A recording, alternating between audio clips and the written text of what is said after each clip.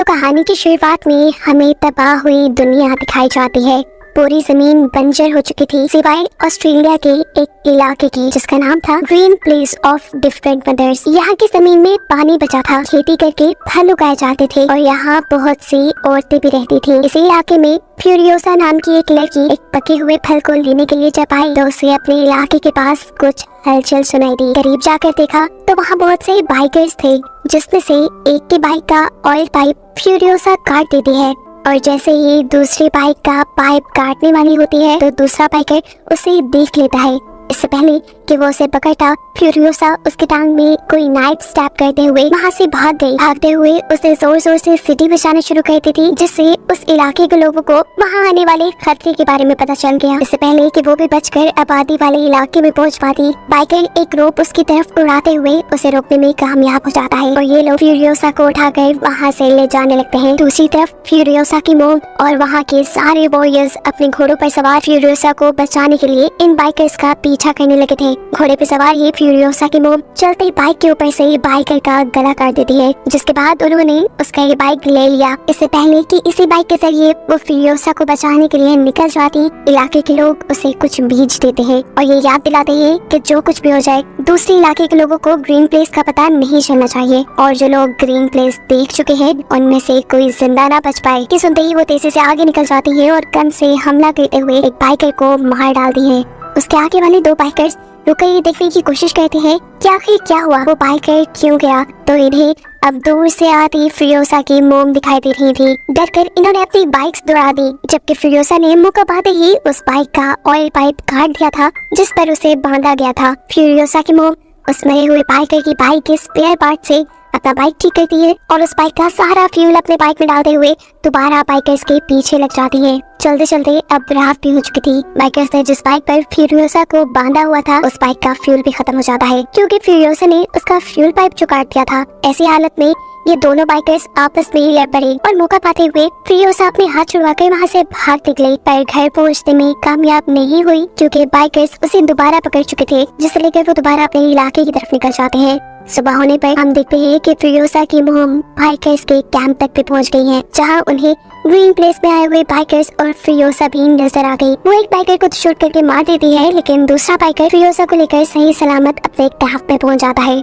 और वहाँ लोगों को ये खुशखबरी देता है कि उन्हें ग्रीन प्लेस का पता चल गया। वहाँ बहुत सारे रिसोर्सेज और औरतें हैं। उसकी ये बात सुनते ही फ्यूरियोसा जान गई कि अब उसके इलाके और इलाके के लोगों को खतरा होने वाला है, कि जरूर अपने लोगों को ग्रीन प्लेस की लोकेशन बता देगा। इसीलिए फ्यूरियोसा होशियारी दिखाती है और इस आदमी के गले में रस्सी का फंदा डालते हुए सबके सामने उसे बाइक से गिराकर मार देती है। आखिर उसने और उसकी मोम ने उन सभी बाइकर्स को मार दिया था जिन्हें ग्रीन प्लेस की लोकेशन पता थी। अब फ्यूरियोसा को ये बाइकर्स अपने लीडर के पास लेके जाते हैं, क्योंकि वही है जो इन्हें ग्रीन प्लेस तक ले जा सकते हैं। बाइकर्स का लीडर चालाक था काफी, वो यहाँ खुद भी फ्यूरियोसा से अच्छा बिहेव करता है और सब लोगों को भी उसका ख्याल रखने को कहता है, ताकि वो उसे झांसा देकर उससे ग्रीन प्लेस का पता चलवा सके। रात होने पर फ्यूरियोसा की मोम भी इसी कैंप में आ गई। उन्होंने मरे हुए बाइकर के कपड़े उतारकर अपने आप को बिल्कुल उन जैसा ही बना लिया। वो यहाँ असल में फ्यूरियोसा को ढूंढने के लिए आई थी, जिसे ढूंढने के लिए वो हर कैंप में जाते हैं और जहाँ उसे फ्यूरियोसा नहीं मिलती वहाँ के सभी लोगों को शूट करके मार डालती है। इसके बाद आखिर वो उस कैंप में भी पहुँच गई जहाँ फ्यूरियोसा थी। फ्यूरियोसा को लेने के बाद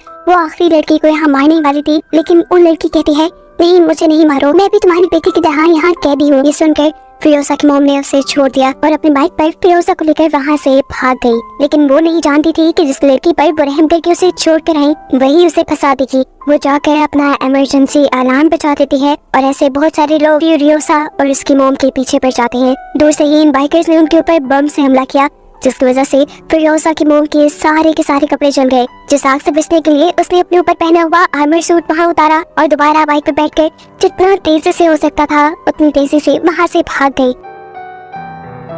बहुत दूर निकलने के बावजूद भी बाइकर बिल्कुल उनके पीछे थे। फ्यूरियोसा की मोम अभी बात जान गई कि वो उनसे नहीं बच पाएंगी, इसलिए वो बाइक से उतरकर फ्यूरियोसा को बाइक दे देती है और उसे अकेले घर जाने को कहती है। साथ ही उन्होंने फ्यूरियोसा को एक पीच सीट भी दिया और कहा कि वापस जाकर इसे जरूर रुका देना, और खुद वो बाइकर्स को शूट करने के लिए यहाँ रुक गई। लेकिन कितने भी लोगों का अकेले मुकाबला करती वो, जल्द ही उसे सारे बाइकर्स घेर लेते हैं। फिरोसा भी इन्हीं लोगों के हाथ लग जाती है और आकर देखती है कि उसकी मोम को इन लोगों ने एक दरख्त से बांधा था, जिनको उसकी आंखों के सामने ही बेदर्दी से मार दिया जाता है। जिसके बाद बाइकर्स का लीडर उसे अपने जैसे कपड़े पहनाकर एक पिंजरे में बांध लेता है और उसे फोर्स करता है वो सब देखने के लिए जिसे वो अपनी इंटरटेनमेंट समझते थे। यहाँ उसने फिरोसा को अपनी बेटी का टेडी बियर भी दिया, जिसे फिरोसा ने गिरा दिया। उससे में बाइकर का लीडर उसे यहाँ से ले जाने को कह देता है। उसके साथ एक बूढ़ा आदमी भी जा रहा था, जो फिरोसा को कहता है अगर तुम मुझसे लिखना पढ़ना सीख लो तो तुम हमारे लीडर के लिए एक काम का बंदा बन जाओगी, ऐसे वो तुम्हें टॉर्चर नहीं करेंगे। लेकिन फिरोसा किसी की सुनने वाली नहीं थी। वो चुपके से अपने हाथ के ऊपर टैटू बनाती है, इस जगह से ग्रीन प्लेस तक का, क्योंकि उसे उम्मीद थी वो एक न एक दिन ग्रीन प्लेस वापस जरूर जाएगी। और उसे ये भी डर था कि कहीं उस वक्त तक वो रास्ता भूल गई तो, इसीलिए उसने पूरा रास्ता, पूरा मैप अपने बाजू पे ही बना डाला। खैर वक्त गुजरता है और हम देखते हैं कि एक दिन ये सभी बाइकर्स कहीं जा रहे थे तो दूर उन्हें एक लाल धुआं उड़ता दिखाई देता है। उन्हें पता चला कि वहाँ लोग रह रहे होंगे। ये लोग उस धुएं का पीछा करते हुए वहाँ पहुँचे तो वहाँ उन्हें एक वॉर बॉय मिला, जो उन्हें यहाँ के सिटाडेल यानी यहाँ के किले तक ले गया। किले में इमोर्टल जॉय की हुकूमत चलती थी।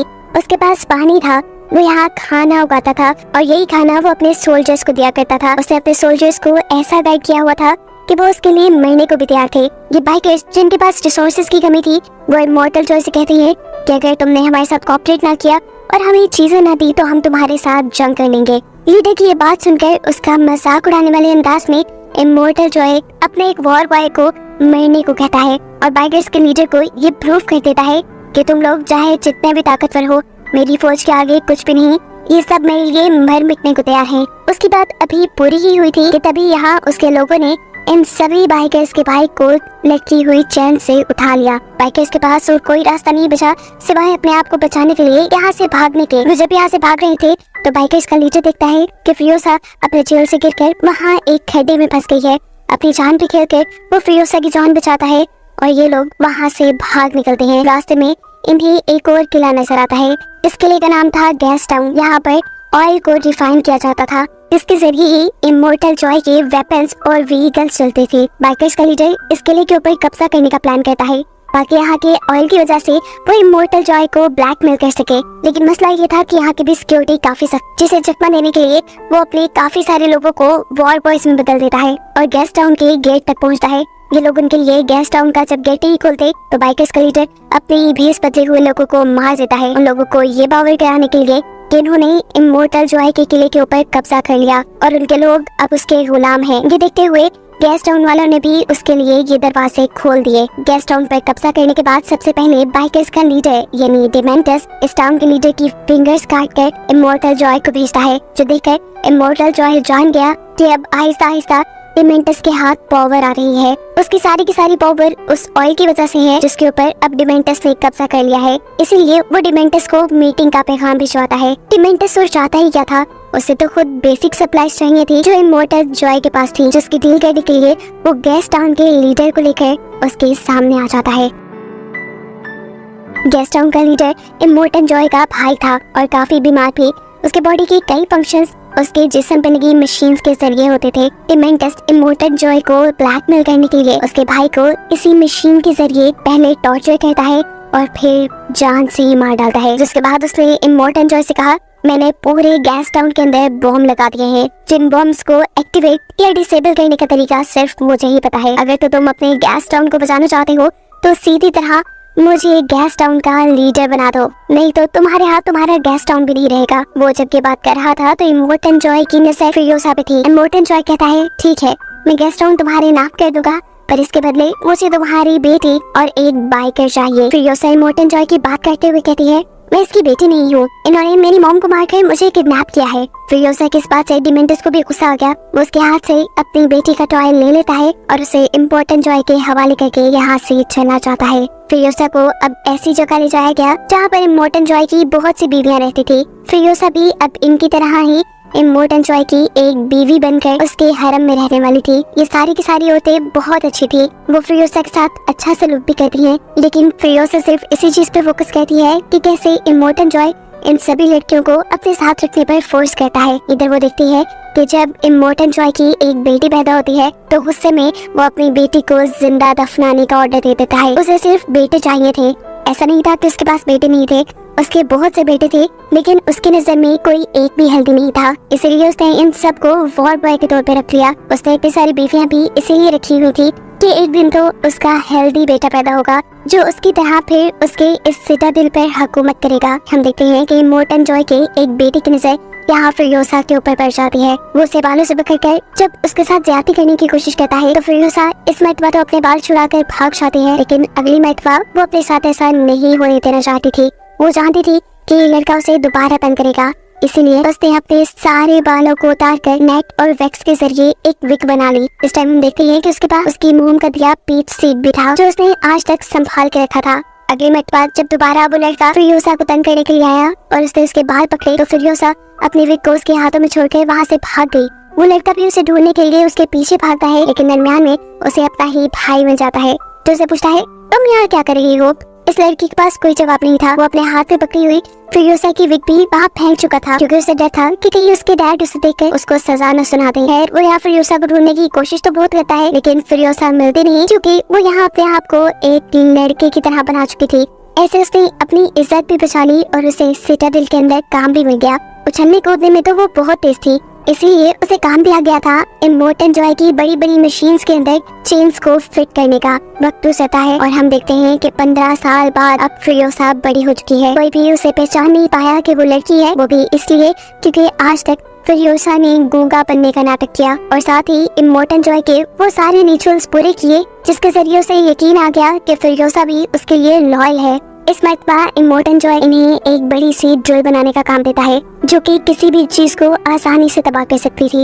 ये लोग ऐसी ही एक मशीन बनाने में कामयाब हो भी जाते हैं जिसे ये लोग एक ट्रक के साथ अटैच करके जैसे ही उसे पहली टेस्ट ड्राइव के लिए बाहर लेकर जाते हैं तो इसके ऊपर डिमेंटस के लोग हमला कर देते हैं। डिमेंटस के लोग पैराशूट्स के जरिए इस मशीन पर और वॉर बॉयज के ऊपर बॉम्ब से हमला करते हैं। जैक जो कि इस ट्रक को ड्राइव कर रहा था वो ये ट्रक रोकता नहीं बल्कि चलाता रहता है। डिमेंटस के लोग इस ट्रक के ऊपर भी हमला कर देते हैं जिसकी वजह से इस ट्रक में एक मेजर फॉल्ट आ चुका था। इस वक्त फिरोसा बहादुरी दिखाती है और चलते ट्रक के नीचे जाकर उस फॉल्ट को ठीक करने की कोशिश करती है ताकि जैक इस ट्रक को तेजी से यहाँ से भगा कर ले जा सके, पर उसकी ये कोशिश नाकाम करने के लिए डिमेंटस का एक आदमी भी ट्रक के नीचे आ गया। वो ट्रक के नीचे एक बॉम्ब प्लेस कर रहा था। फिरोसा न सिर्फ उसे लड़ती है बल्कि उसे मारकर गिराते हुए वो उसका बॉम्ब भी अपने ट्रक से डालने पर कामयाब हो चुकी थी। इसके बाद वो ट्रक का फॉल्ट ठीक करते हुए ट्रक के अंदर भी आ गई। ट्रक के बाहर की तरफ डिमेंटस के बाइकर अभी भी वॉर बॉयज को मार रहे थे और जब वॉर बॉय डिमेंटस के छोटे से ट्रक पर हमला करता है तो उस ट्रक का एक्सीडेंट होकर वो ट्रक लिक ट्रक से टकरा गया जिसकी वजह से फिरोसा को झटका लगा और उसके सर पे लगी हैट उतर गई। उसके उड़ते हुए बाल देखकर जैक के सामने उसका राज खुल गया कि वो एक लड़की है। ये लोग अभी अपनी जंग के ऊपर ध्यान देते हैं और फिरोसा तीर से हमला करते हुए उड़ने वाले बाइकर्स को मारने में कामयाब हो जाती है। अपने दुश्मनों को खत्म करने के बाद उसने जैक को गन पॉइंट पे ले लिया क्योंकि वो जानती थी कि जैक अब उसके लिए मसला खड़ा कर देगा।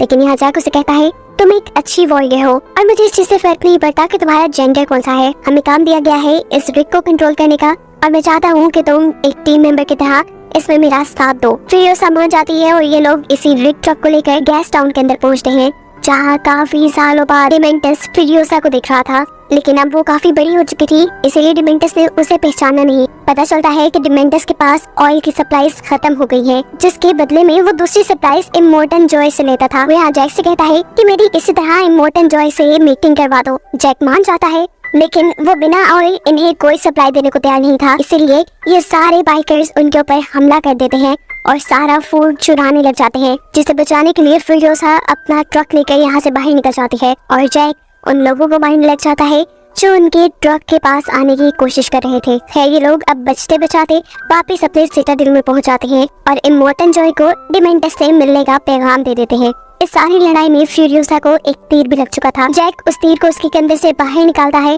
और फिर उसे स्टिचेस लगाता है। बातों ही बातों में ये लोग बहुत करीब आ गए। जैक ने उससे पूछा कि तुम्हारे पेरेंट्स की कैसे डेथ हुई थी। फिरोसा ने बताया कि उसे ये बाइकर से किडनैप करके यहाँ छोड़ गए थे। फिरोसा यहाँ पर उसे वो पीच सीड भी दिखाती है जो उसकी मोम ने उसे दिया था, जिसके बाद वो उसे अपना हाथ दिखाती है जहाँ पर ग्रीन प्लेस जाने तक का नक्शा बना था। उसे आज भी उम्मीद थी कि वो वहाँ जा सकेगी। जैक कहता है, मैं वादा करता हूँ मैं कोशिश करूंगा कि तुम्हें तुम्हारी जगह तक पहुँचा दूं। और फिरोसा कहती है, मैं चाहती हूँ कि तुम भी मेरे साथ आओ। यहाँ पर इन्हें इमोर्टल जॉय का मैसेज मिलता है कि वो डिमेंटस से मीटिंग के लिए जा रहा है और इन्हें भी अपनी पूरी फौज तैयार करके उसके पीछे जाना होगा। जैक इस मर्तबा उसे रिग में नहीं बिठाता बल्कि एक अलग ट्रक चलाने का काम देता है, क्योंकि उसका प्लान था कि वो सबको चकमा देते हुए इसी ट्रक के जरिए ग्रीन प्लेस तक पहुंच जाएंगे।